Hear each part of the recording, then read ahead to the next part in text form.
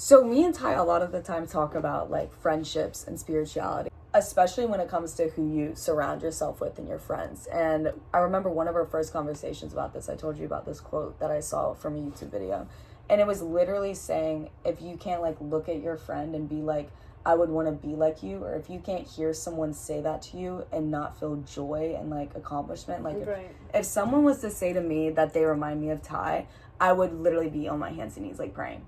Dedicated as fuck, amazing as fuck. But some of the people in my past that I connected myself to, if someone was to tell me that I remind them of my friend or the person I was with, I would be like, no. I always think about the saying, talking about fruit, you know, if you have like a bunch of strawberries, if there's one rotten in the bunch, you know, like the entire thing is gone. And it's so important to like, you know, think about who you're surrounding yourself with. I think that like your time, like you were saying just a minute ago, like your time is like the most valuable thing you have. Mm-hmm. I always heard like your time is your money. That's really like if you're, you know, spending your money on things that are invaluable to you and or things that are people like taking or taking from you. Yeah, like the full cup thing. Mm-hmm. The full cup thing we talk about.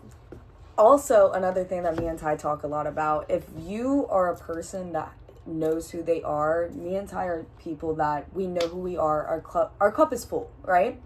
So say we go and hang out with people who necessarily don't really know who they are or anything like that. That cup is literally just going to get, they're just going to drink depleted. That shit.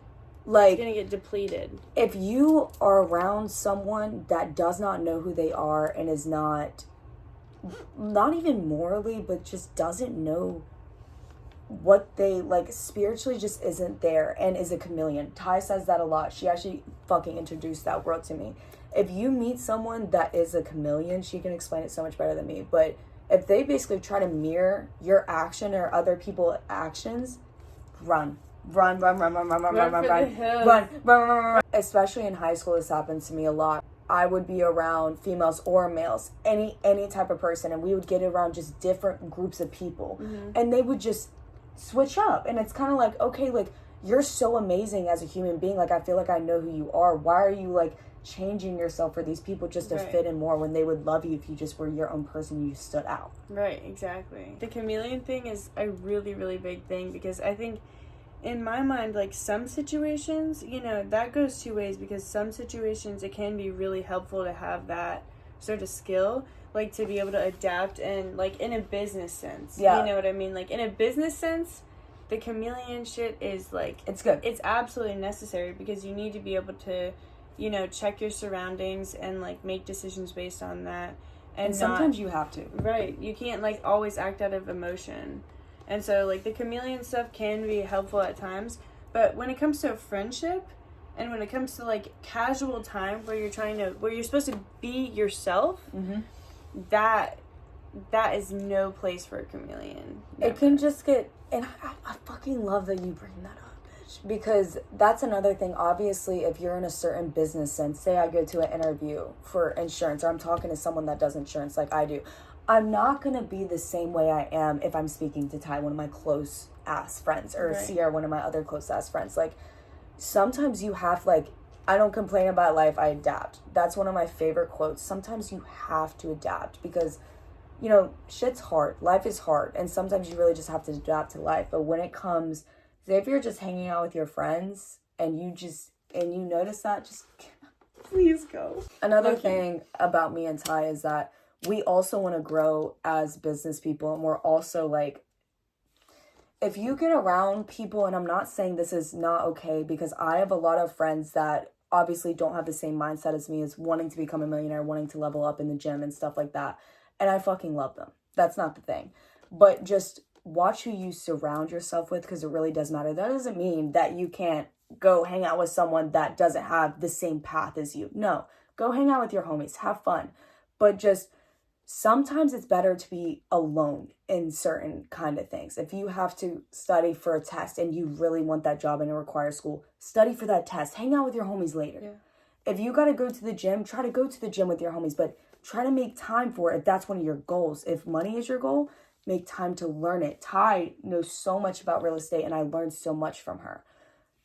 if she was a different person, I wouldn't know shit about real estate and we wouldn't be trying to buy a house right now. And that's my connection with her. That is so amazing.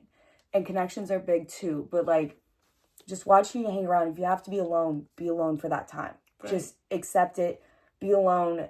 And then when you're ready, also deleting socials. Yeah, deleting socials is a big thing. Like being off the grid and kind of like checking out and being able to like look at yourself in the mirror, because I always think about the whole like comparison is the thief of joy thing, where it's like the only person that you should ever be comparing yourself to is you yesterday. So every day you need to wake up and you need to make yourself 1% better.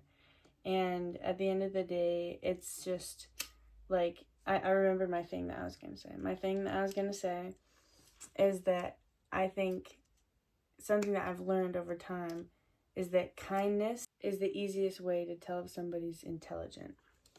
And I think that what that means is sort of being able to like have empathy and like see from somebody else's perspective. And, you know, even if somebody doesn't share the same opinion as you, or maybe they're doing something to upset you, it's just when people are able to separate their own personal issues and, you know, personal beliefs from a situation and still act with kindness as like their overall moral compass, I think that that really says more about a person than anything else. And I think that's like the highest measure of intelligence. It shows a lot of emotional intelligence. I feel like that as well. And I was going to say, if you have a gut feeling about someone, if you have any gut feeling about someone, about a family member, about a friend, about someone maybe that is new in your life, and you just have a gut feeling that something's wrong, listen to it. Listen to it. Revive it in your head. If you just have just a slightest, just, that's not right, or I don't like that, just go ahead and just notice it and just remove yourself, because take yourself away. That would have saved me from so much. I've lost so much money over that. I've lost so much time. And time is the biggest thing for me, because you can always get more money. You can never get more time. Time is money. Money is time. That's what I'm saying. Money is not time, but time is money. Yes. Yeah. Please listen. But we fucking love you guys. And like, we love you. Thank you for coming to hang out with us, bro. Like, just be good out there, bro. Yeah, be good. Stay saucy. Stay wild. Bye. Bye. Ladies.